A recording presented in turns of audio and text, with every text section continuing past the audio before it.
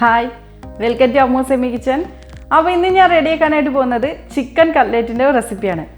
അപ്പോൾ നമുക്ക് എങ്ങനെയാണ് ഈ ചിക്കൻ കട്ട്ലേറ്റ് റെഡിയാക്കാൻ നോക്കാം. ചിക്കൻ കട്ട്ലേറ്റ് ഉണ്ടാക്കാൻ ആവശ്യമായിട്ടുള്ള ഇൻഗ്രീഡിയൻസ് എന്തൊക്കെയാണെന്ന് നോക്കാം. അതിന് ഞാൻ 250 ഗ്രാം ചിക്കൻ നന്നായിട്ട് കുരുമുളകും അതുപോലെ തന്നെ മഞ്ഞൾപ്പൊടി ഉപ്പും ഇട്ട് നന്നായിട്ട് ബോയിൽ ചെയ്തെടുത്തതാണ്. അതിനുശേഷം നമ്മൾ ചിക്കനെ ഒന്ന് ഗ്രൈൻഡ് ചെയ്ത് എടുക്കണം. ഒരു പൊട്ടാറ്റോ മാഷ് ചെയ്ത് എടുത്തത്, നന്നായിട്ട് പൊട്ടാറ്റോ ബോയിൽ ചെയ്തതിന് ശേഷം നന്നായിട്ട് മാഷ് ചെയ്തെടുത്തതാണ്.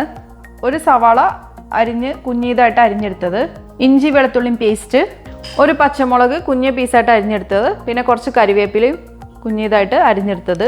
ഇതിലേക്ക് വേണ്ട മസാലകളാണ് 1/2 ടീസ്പൂൺ മുളക് പൊടി, 1 teaspoon garam masala, 1/2 teaspoon chicken masala. Chicken masala ഓപ്ഷണലാണ്, ഞാൻ ഫ്ലേവറിന് വേണ്ടിയിട്ട് ആഡ് ചെയ്ത് കൊടുക്കുന്നുള്ളൂ. കുറച്ച് ബ്രെഡ് ക്രംസ്, 2 മുട്ട. അപ്പോൾ നമുക്ക് ഇത്ര ഇൻഗ്രീഡിയൻസ് വെച്ചിട്ട് എങ്ങനെയാണ് ചിക്കൻ കട്ട്ലേറ്റ് റെഡിയാക്കാൻ നോക്കാം. ഇപ്പം ഞാൻ ഒരു പാന് അടുപ്പത്ത് വെച്ചിട്ടുണ്ട്. ഇതിലേക്ക് കുറച്ച് വെളിച്ചെണ്ണ ചേർത്തിട്ടുണ്ട്.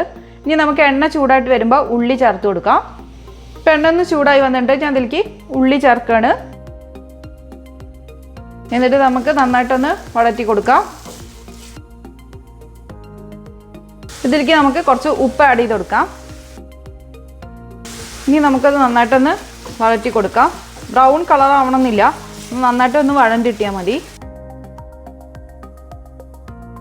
ഇനി നമുക്കിതിലേക്ക് എടുത്ത് വെച്ച പച്ചമുളക് ചേർക്കാം.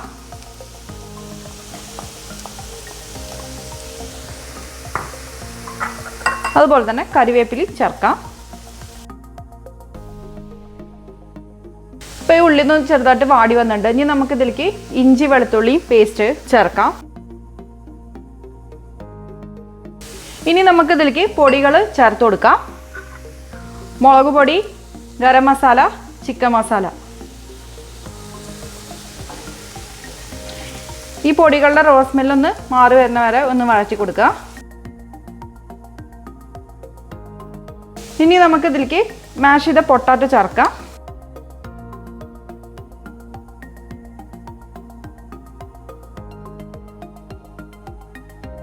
പൊട്ടാറ്റോ ഞാനൊന്ന് മിക്സ് ചെയ്തെടുത്തിട്ടുണ്ട്. ഇനി നമുക്ക് ലാസ്റ്റ് ഇതിലോട്ട് എടുത്ത് വെച്ച് ചിക്കൻ ചേർക്കാം.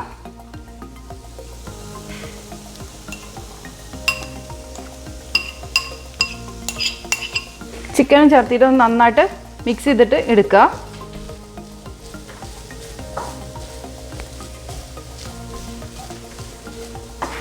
ഇതിൽ നമ്മൾ വെള്ളമൊന്നും ചേർക്കണ്ട, അത് നമ്മളിങ്ങനെ പിടിക്കുന്ന ആ രീതിക്ക് വരണം. ഇപ്പോൾ കട്ട്ലേറ്റിൻ്റെ മിക്സ് ഒന്ന് റെഡി ആയിട്ടുണ്ട്. ഇനി നമുക്ക് ഈ മിക്സ് ഒന്ന് ലൈറ്റായിട്ട് ചൂടാറിന് ശേഷം നമുക്ക് കട്ട്ലേറ്റിൻ്റെ ഷേപ്പിലേക്കാക്കി എടുത്തിട്ട് ഒന്ന് ഡീപ് ഫ്രൈ ചെയ്തിട്ട് എടുക്കാം. അപ്പോൾ ഈ മിക്സ് ഒന്ന് ലൈറ്റായിട്ട് ചൂടാറിയതിന് ശേഷം ഞാനൊന്ന് നന്നായിട്ടൊന്ന് ഉരുട്ടി എടുത്ത് വെച്ചിട്ടുണ്ട്. ഇനി നമുക്ക് കട്ട്ലേറ്റിൻ്റെ ഷേപ്പ് ചെയ്ത് എടുക്കാം. ഇനി നമുക്കിതൊന്ന് കുറച്ച് എടുത്തിട്ട് കട്ട്ലേറ്റിൻ്റെ ഷേപ്പിലേക്ക് ഒന്ന് കൊണ്ടുവരാം. ഞാനത് നമ്മളൊന്ന് ഉരുട്ടിയെടുക്കുക.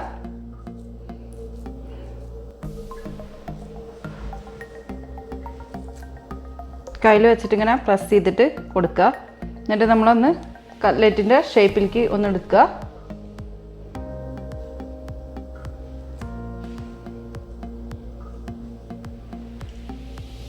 ഞാൻ ഇങ്ങനെ ഷേപ്പ് ചെയ്തെടുത്തിട്ടുണ്ട്.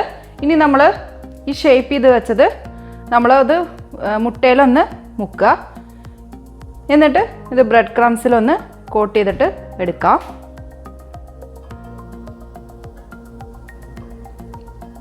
അങ്ങനെ നമുക്ക് എല്ലാം ഇതുപോലെ ചെയ്തെടുക്കാം. ഇപ്പം ഞാൻ എല്ലാം ഇതേപോലെ ഒന്ന് ഷേപ്പ് ചെയ്തിട്ട് എടുത്തിട്ടുണ്ട്. ഇനി നമുക്കിതിനെ ഒന്ന് ഡീപ് ഫ്രൈ ചെയ്തെടുക്കാം.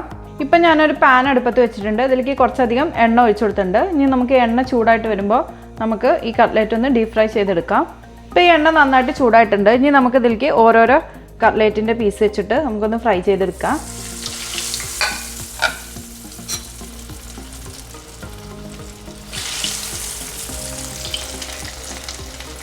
മീഡിയം ഫ്ലെയിമിലിട്ടിട്ട് ചെയ്യണം. നമ്മൾ ഒന്ന് ചൂടായതിന് ശേഷം നമ്മൾ മീഡിയം ഫ്ലെയിമിലേക്ക് ഇടണം.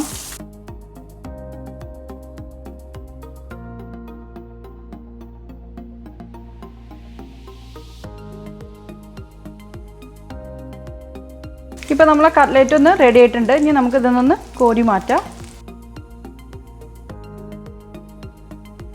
ഇപ്പോൾ നമ്മളുടെ കട്ട്ലറ്റ് എല്ലാം ഞാൻ ഫ്രൈ ചെയ്തെടുത്തിട്ടുണ്ട്. ഇനി നമുക്കിത് സർവിങ് പ്ലേറ്റിലോട്ട് മാറ്റാം. അപ്പോൾ നല്ല ഈസി ആൻഡ് ടേസ്റ്റി ആയിട്ടുള്ള ചിക്കൻ കട്ട്ലറ്റ് റെഡി ആയിട്ടുണ്ട്. അപ്പോൾ നിങ്ങൾക്ക് എൻ്റെ ഈ വീഡിയോ ഇഷ്ടപ്പെടുകയാണെങ്കിൽ തീർച്ചയായിട്ടും ലൈക്ക് ചെയ്യാനും ഷെയർ ചെയ്യാനും കമൻറ്റ് ചെയ്യാനും ഒന്നും മറക്കരുത്. അതുപോലെ തന്നെ ആദ്യമായിട്ടാണ് എൻ്റെ ചാനൽ കാണുന്നതെങ്കിൽ സബ്സ്ക്രൈബ് ചെയ്യാനും മറക്കരുത്. അപ്പോൾ അടുത്ത നല്ലൊരു വീഡിയോ ആയിട്ട് കാണുന്നവരേക്കും bye. Thank you for watching Ammu's Emmy kitchen.